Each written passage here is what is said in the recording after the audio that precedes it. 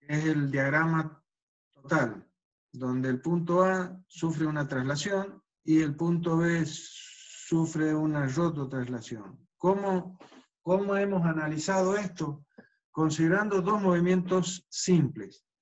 Primero hemos considerado que todos los puntos del cuerpo, el punto, inclusive el punto B, y todos los puntos del cuerpo, se mueven de la misma manera que se mueve el punto A. ¿Cómo se mueve el punto A? Trasladándose con una determinada velocidad. Por lo tanto, todos los puntos se mueven según trayectorias paralelas.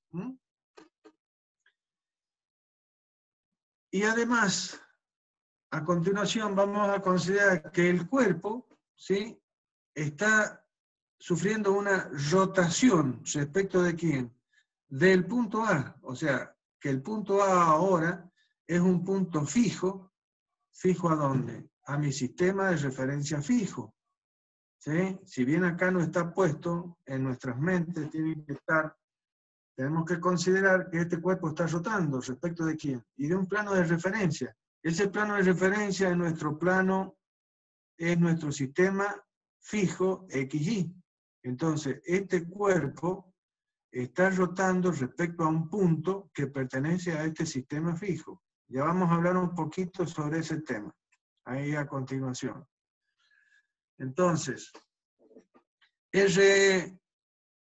fíjense que en el punto A hemos indicado un triangulito que ya lo vamos a conocer, lo vamos a definir un poquito más cuando hablemos de mecanismo, pero esto estaría representando lo que se denomina una articulación, un punto fijo o articulación que normalmente se define de esta manera, con un triangulito con unas rayitas que estaría indicando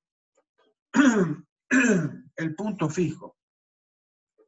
Luego, todos los puntos de este cuerpo, todos los puntos, así como lo hace el punto B, están rotando alrededor del punto A, el cual mantiene su posición en el sistema absoluto.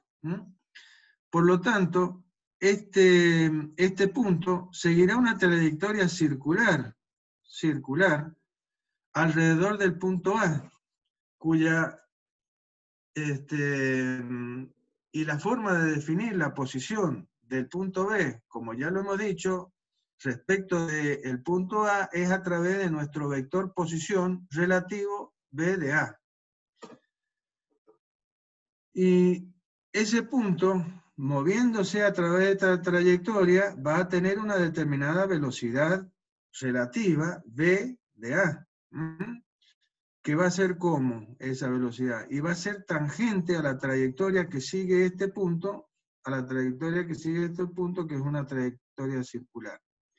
Por lo tanto, esta velocidad, ¿cómo va a ser respecto a esta trayectoria? Tangente. Y si es tangente a la trayectoria, ¿cómo va a ser respecto de este radio? Perpendicular. Como ya lo hemos visto en la parte anterior, ¿sí?, en que el vector velocidad es perpendicular a su radio, y también perpendicular ¿a quién? A omega.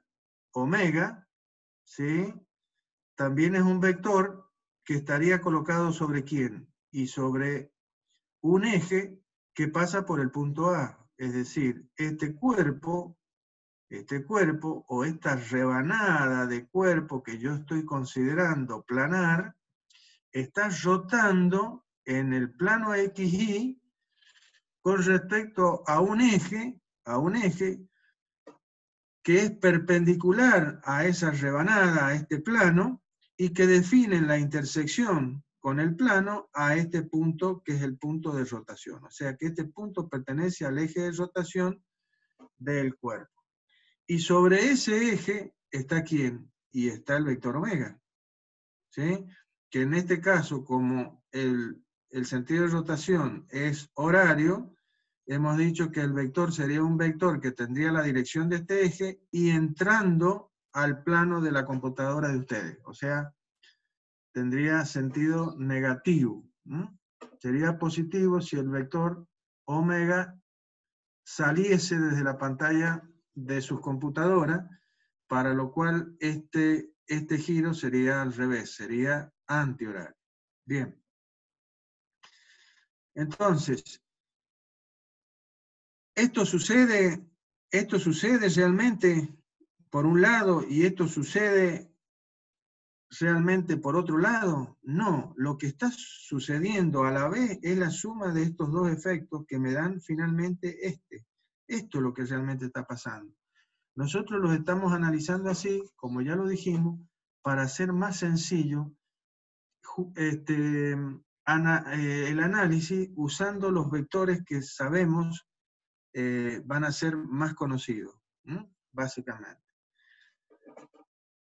Y que son el vector relativa, el vector posición relativa, ¿sí? Que ahora vamos a sumar con la traslación para que finalmente nos dé este resultado. Entonces, si nosotros consideramos qué está pasando en el punto A sufre una traslación, ¿sí? Pero a continuación, en la rotación, es el punto fijo. Por lo tanto, si yo sumo este vector más 0, me va a dar este vector. Por lo tanto, el resultado es que el punto A se mueve trasladándose, ¿sí?, a través de una determinada trayectoria, ¿no?, donde la velocidad de A es tangente a esa trayectoria. Ahora, en el punto B, yo tengo que, o tenemos, mejor dicho, que el punto B, por un lado, se está trasladando como se trasladaba el punto A, pero por otro lado, está rotando respecto al punto A. Entonces, en el punto B están sucediendo dos efectos a la vez, que es justamente la traslación por un lado y la rotación que está definida por este vector relativo de B respecto de A, ¿no? Eso, usando el álgebra de vectores, me va a permitir la suma de estos dos vectores para darme finalmente el vector resultante, que es la velocidad que está aplicada en el punto B, ¿no? O sea, el punto B seguiría una trayectoria donde la velocidad de B es tangente a esa trayectoria. ¿De dónde surge? De la composición, o sea, de la suma de estos vectores.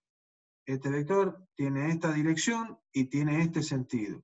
Y este vector tiene esa dirección y ese sentido. Entonces, la suma vectorial me dice que a partir de un punto yo coloco este vector con su módulo y sentido y le sumo este vector a partir de donde termina el vector anterior. Luego 1, el punto inicial del vector B sub A con el punto final de la suma, que es este vector. Y me da este vectorcito que está acá. Bueno, esto es lo que vamos a hacer para cuando nosotros resolvamos en forma gráfica los problemas que vamos a tener sobre mecanismo. Básicamente, este análisis y esta suma. Entonces, tenemos que tener claro esta situación. Entonces, esto me está diciendo, básicamente, que esta velocidad relativa, que es la velocidad relativa porque la estoy viendo desde mi sistema relativo, me está dando la rotación pura de los diferentes puntos que pertenecen a este cuerpo, por ejemplo el B, respecto de mi sistema auxiliar que está colocado acá. ¿Sí? Esto representa rotación pura. Y esta componente me representa la de traslación pura de cualquier punto del cuerpo. La suma de este efecto, traslación pura más rotación pura, me da finalmente el efecto total, que es la rototraslación del cuerpo. Bien. Entonces, como dice acá, se observa en los diagramas cinemáticos, el movimiento plano general del cuerpo rígido se puede descomponer en una traslación pura, todos los puntos del cuerpo tienen la misma velocidad, y en una rotación, como si el punto B se moviese según una trayectoria circular con centro en el origen del sistema móvil A. La suma vectorial de las dos velocidades nos da la velocidad absoluta del punto B. ¿Sí? El cuerpo, entonces, el cuerpo se va a trasladar con una velocidad v sub a y va a rotar según un eje perpendicular al plano, XY, que pasa por A, como les dije, con una determinada velocidad angular omega. ¿Mm? Bien, esto es hasta el momento el análisis de este método y cómo hemos llegado a encontrar la velocidad que me va a definir este movimiento de rototraslación. Lo que quiero que quede claro y que lo tengan bien entendido es que este es el caso 1 donde este cuerpo definido por este vector, ¿sí? La distancia entre estos dos puntos se mantiene constante. O sea, yo estoy analizando el movimiento de un cuerpo, ¿sí? Por lo tanto, los dos puntos son puntos que pertenecen al cuerpo y están definidos básicamente por este vector, el cual va a variar su posición angular con respecto a mi sistema relativo, pero no va a variar su módulo. Eso, por favor, tenerlo claro. ¿Mm?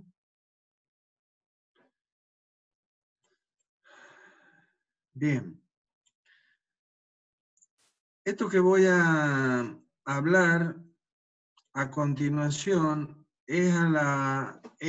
tiene como objetivo hacer una pequeña introducción sobre un concepto que se llama centro instantáneo y que de alguna manera esclarezca un poquito más el concepto de este punto que yo estoy considerando acá como un punto fijo.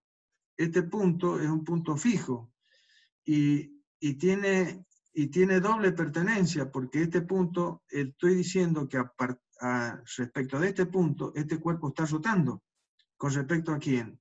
Y con respecto a mi sistema absoluto, que está representado por la hoja del papel. Y esta figura puede rotar respecto de la hoja del papel, respecto de un eje que pasa por acá. Por lo tanto, el punto A es un punto que pertenece tanto a este cuerpo como al sistema fijo. ¿Sí? Y de eso les quiero hablar un poquito, aunque este tema se ve un poquito más adelante. Solamente quiero hacer una introducción para que ustedes vean que nosotros podemos considerar un punto respecto del cual el cuerpo solamente rote. Y eso se llama centro instantáneo de velocidad cero. El tema en general es centro instantáneos de velocidad, donde el centro instantáneo de velocidad cero es un caso particular dentro de ese universo. Entonces, como dice acá, vamos a tratar esto como una introducción del concepto de centro instantáneo que nos permita comprender, luego de aplicar el concepto del método de movimiento relativo, la existencia de un punto que pertenece al cuerpo y respecto del cual el cuerpo tiene solamente rotación pura. ¿Sí? Este punto pertenece tanto al cuerpo como al sistema de referencia, como le acabo de decir. Y también les digo acá que este concepto de centro instantáneo lo vamos a ver con más profundidad cuando apliquemos este concepto para determinar velocidades en los mecanismos. Bien. Los centros instantáneos también se llaman polos o centros, ¿sí? De rotación. Manteniendo lo dicho anteriormente, si nosotros queremos determinar que un cuerpo se está moviendo, generalmente en un movimiento plano, ¿sí? Hemos dicho que esto lo podemos lograr si definimos el movimiento de dos puntos del mismo, ¿sí? Bien, o sea, analizando, estudiando el movimiento de dos puntos de ese cuerpo, podemos definir el movimiento del cuerpo completo si este es un cuerpo rígido. Bien. Ahora vamos a tomar un cuerpo rígido, ¿sí?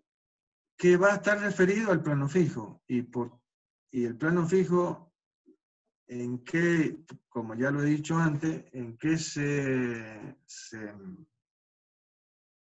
¿Qué pasa con todos los puntos que pertenecen al plano fijo? Y que son puntos que tienen velocidad cero. Entonces, podemos decir que la velocidad de cualquier punto de un cuerpo se puede obtener muy fácilmente si se conoce un punto del cuerpo o del entorno del mismo que tenga velocidad cero. ¿Sí? Ese punto es justamente un punto instantáneo del cuerpo, que pertenece tanto al cuerpo como al plano, y se llama centro instantáneo de rotación o de velocidad cero. Es decir, en los centros instantáneos, como ya lo vamos a ver más adelante, son puntos que pertenecen a dos cuerpos y tienen la misma velocidad. Entonces, si volvemos un cachitín atrás, este punto, como ya lo dije, es un punto que pertenece a dos cuerpos, pertenece a este cuerpo y pertenece al sistema de referencia, y tiene la misma velocidad. ¿Cuál es la velocidad? Cero. ¿Mm? Entonces, por eso es que yo puedo analizar la rotación pura de este cuerpo respecto a un punto que yo he elegido del cuerpo, y que lo he hecho perteneciente a la vez a mi sistema de referencia fijo. ¿Mm? De eso se trata el tema. ¿Mm? ¿Cómo encontrar esos centros instantáneos? Bueno, en este caso vamos a tener que, si aplicamos la ecuación de velocidad que hemos encontrado, yo tengo un punto cualquiera, el cual se mueve con respecto a un centro instantáneo de ese cuerpo. Ese punto estará en algún lugar del cuerpo o fuera del cuerpo, en el entorno del cuerpo. ¿Cómo lo vamos a encontrar? Y lo vamos a encontrar aplicando esta ecuación, que es la que dice velocidad de B igual a velocidad de A más velocidad de B respecto de A, aplicada a este tema, mirando al punto A y al posible centro instantáneo, ¿sí? Sería que la velocidad de A, de este punto A, sería la velocidad que tiene ese centro instantáneo, más la velocidad que tiene el punto A respecto del centro instantáneo. Pero como la velocidad del centro instantáneo decimos que vale cero, finalmente la velocidad de A será la velocidad de rotación nada más que tiene el punto A respecto al centro instantáneo, y que sabemos que está definida por este producto vectorial, o sea, omega por el radio, producto vectorial. Escalarmente esto sería el módulo de omega por el módulo del radio, siendo omega la velocidad angular que tiene el cuerpo. Bien, dicho todo esto,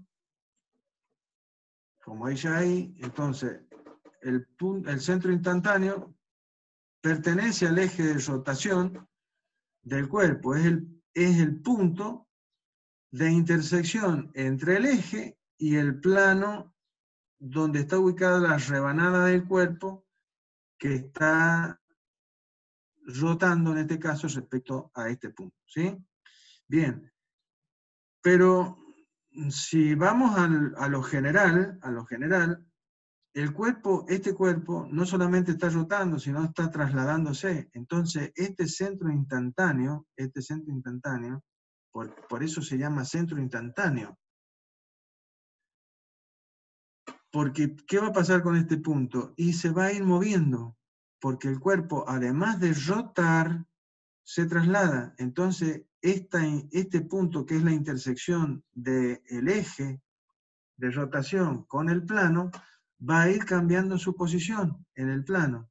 Eso me va a dar una curva o lugar geométrico de todos estos puntos centros instantáneos, que se llama centrodo. Normalmente esa curva es una curva cerrada, y representaría todos los puntos centros instantáneos respecto del cual el cuerpo solamente rota. Esto va a ser muy interesante y muy importante, van a ver cuando lo apliquemos a la resolución de las velocidades en los mecanismos. Tal vez ahora parezca muy abstracto, pero realmente tiene una aplicación interesante. Bien.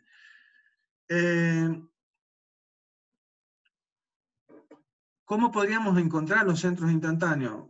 Existen algunos ejemplos para que ustedes vean. Si yo conozco la velocidad del punto A y la velocidad angular del punto A, sería muy fácil, porque en función de eso, y aplicando la ecuación, yo despejaría la distancia correspondiente, porque la velocidad es igual a la velocidad angular por el radio, por lo tanto, despejo el radio en función de la velocidad de omega y puedo encontrar este valor. ¿Sí? Es decir, encuentro la distancia que separa el punto en cuestión respecto del punto que yo estoy analizando y del cual conozco su velocidad, ¿sí?, a ese centro instantáneo. ¿Y cómo ubico esa distancia? ¿Cómo la ubico? Y por lo que ya sabemos y hemos estudiado en rotación pura de los cuerpos. ¿Y qué es lo que es? Que la velocidad, el vector velocidad y el vector posición del punto A respecto de su centro de rotación son dos vectores que son perpendiculares entre sí. Entonces, si yo trazo una perpendicular a la dirección del vector velocidad en el punto A, una perpendicular, y mido sobre esa perpendicular la distancia RA de C sub I, y encuentro el punto C sub I. Básicamente es eso. Ahora, si la otra forma sería si conozco las velocidades de A y B, ¿sí? No la velocidad angular y la velocidad del punto, sino conozco las velocidades de dos puntos que pertenecen al cuerpo. Entonces, si yo tengo dos puntos y conozco las velocidades, es decir, conozco el módulo y la dirección y el sentido de cada uno de estos vectores, entonces del vector que representa la velocidad en el punto A y del vector que representa la velocidad del punto B, entonces, aplicando lo mismo que acabamos de decir, yo trazo una perpendicular a la dirección de la velocidad para el punto B y para el punto A, y donde se interceptan estas dos direcciones, ahí se encontrará el centro instantáneo de rotación de este cuerpo. Básicamente. Que puede estar o no puede estar dentro del cuerpo. Otra forma es lo mismo que esto, pero vemos que en este caso las velocidades conocidas de los dos puntos son dos puntos que están a una determinada distancia y las velocidades son paralelas entre sí. Si no fueran paralelas entre sí, no podríamos utilizar esto.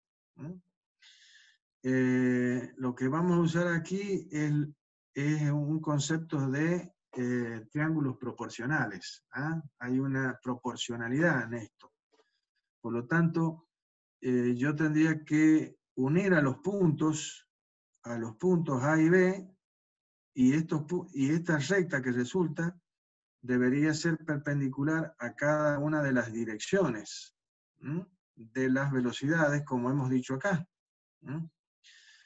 Por lo tanto, si uno, el extremo del vector que me representa la velocidad de B con el extremo del vector que me define la velocidad de A, en la intersección con la línea que une los centros, los puntos A y B, ahí estará mi centro instantáneo de rotación. Es decir, que este cuerpo está rotando en este sentido alrededor de este centro instantáneo.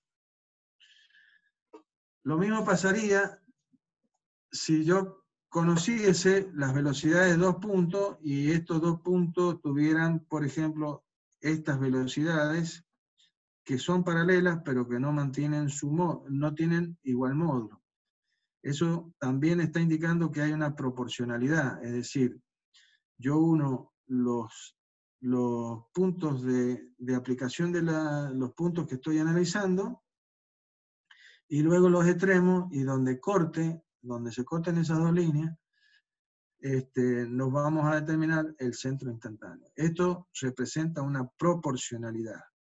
Este triángulo es proporcional a este triángulo, básicamente.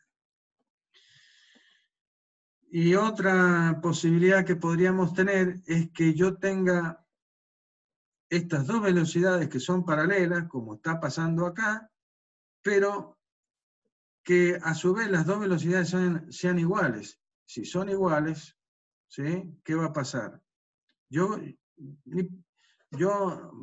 Veamos primeramente lo siguiente.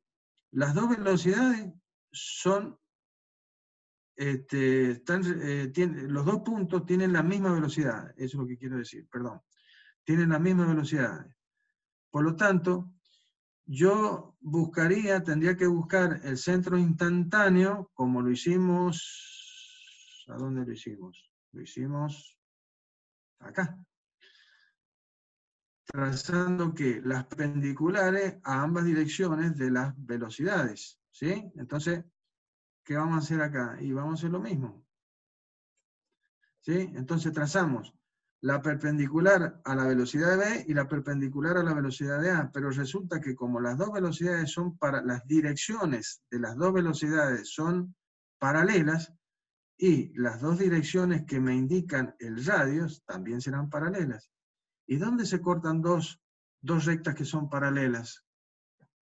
Aquí es donde me gustaría estar en un aula junto con ustedes. Me gusta hacer estas preguntas y que me contesten. ¿A dónde se cortan dos rectas que son paralelas? Y se cortan en el infinito. ¿Sí? Entonces, si estas dos rectas se cortan en el infinito, cuando nosotros reemplacemos la velocidad de A dividido en un valor de RA que es infinito, algo sobre cero y me da infinito. Me da que la velocidad va a ser cero, la velocidad angular. Por lo tanto, este cuerpo solamente se va a trasladar. Bien. Entonces, básicamente lo que hemos introducido acá es un concepto de centro instantáneo. Es el hecho de mostrar que la existencia de un punto al cual nosotros podemos referir que el cuerpo solamente rota y que ese punto pertenece tanto al cuerpo como al sistema de referencia absoluto. Por eso nosotros podemos hacer este análisis. Básicamente, el de considerar que el movimiento de rototraslación lo puedo descomponer en un movimiento de traslación pura más un movimiento de rotación pura respecto a un punto que yo defino como punto de referencia y que pertenece a dos cuerpos, al sistema fijo y al cuerpo. Bien.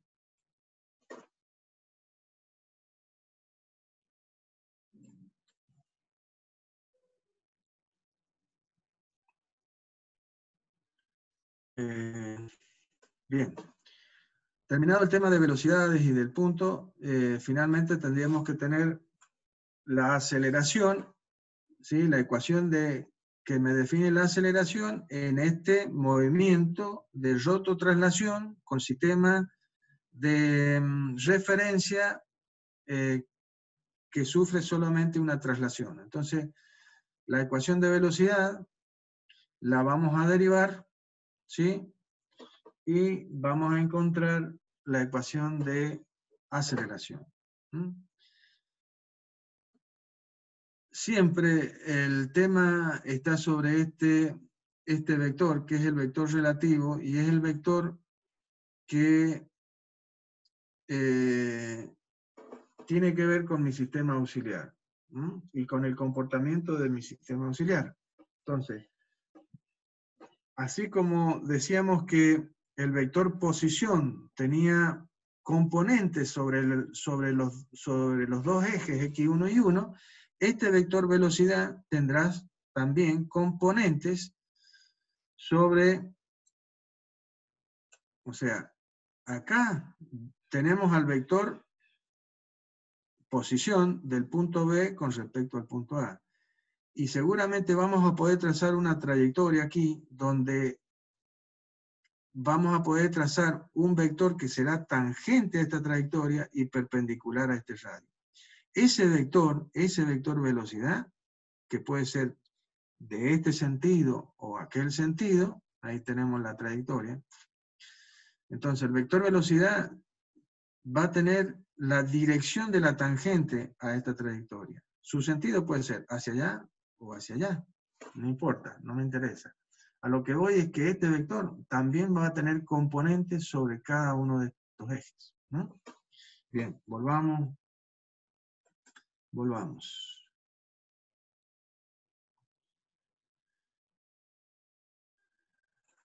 Entonces, por eso yo tengo que el vector velocidad relativa de B sub B, va a tener una componente en la dirección del eje de las Y, de I1, en este caso, y una componente en la dirección del eje de la Y. Por lo tanto, el carácter vectorial se lo da J. ¿Ah? Si derivamos esto, vamos a tener que, como siempre, va a ser la derivada del módulo por el versor sin derivar, más el módulo por la derivada del versor. Y lo mismo para esta componente, para este sumando. La derivada del módulo en la dirección de Y por el versor, más el módulo de la proyección por la derivada del versor. De la misma manera que pasaba con velocidad, ¿sí? Pasará acá. Es decir, este versor I y este versor J, ¿sí? O I1 o J1, como el sistema auxiliar solamente se traslada, estos versores no cambian su orientación angular. Si no cambian su orientación angular y no cambian su módulo porque no son versores, entonces estas derivadas son cero. Quedándonos solamente la derivada de los módulos, ¿sí? De las proyecciones sobre los ejes X e Y. Bien. Ahora, dijimos que la velocidad, ¿sí? ¿Era qué? La velocidad es omega por el radio, ¿sí? Entonces, tendríamos que esto va a ser omega, o sea, la velocidad la escribíamos como el producto vectorial de omega por el radio. Entonces, la derivada de la velocidad va a ser la derivada del primero por el segundo sin derivar, más el primero sin derivar por la derivada del segundo, en la dirección de Y, ¿sí? Lo mismo con esta otra, en la dirección de J, o sea, es la derivada de omega por el segundo sin derivar, más el primero sin derivar por la derivada del segundo en la dirección de J. Finalmente esto, la derivada de la velocidad respecto al tiempo va a ser omega por RB de A, o más omega por, ¿y quién es la derivada de la posición? Y la velocidad. ¿Y cómo la hemos expresado? Como el producto de omega por el radio. ¿En qué? En la dirección de X. O sea, la proyección del vector posición en la dirección de X. Esto en la dirección de Y. Y lo mismo para el caso de la derivada de B en la dirección de B de A en la dirección de I. Entonces va a ser omega punto por RB de AI más omega por la derivada de B de AI respecto al tiempo, que va a ser omega por RB de AI en la dirección de J. Finalmente, lo agrupamos como está lo colocamos, ¿no es cierto? De esta manera, como este producto de omega por omega será omega al cuadrado, igualmente acá. Y finalmente, lo expresamos a Disculpen través... la interrupción, disculpen un segundito. En menos de un minuto se va a cortar otra vez la clase. Así ya arrancamos, hacemos una pausita de 10 minutos y volvemos a arrancar. Bien. En el minuto que queda, ¿qué es lo que tenemos? Alfa por RB más alfa por RB y omega al cuadrado por el radio y omega al cuadrado por el radio. Según vimos anteriormente, alfa por el radio me daba la aceleración tangencial y omega al cuadrado por el radio me daba la aceleración normal. Por eso es que acá vamos a tener que la aceleración relativa es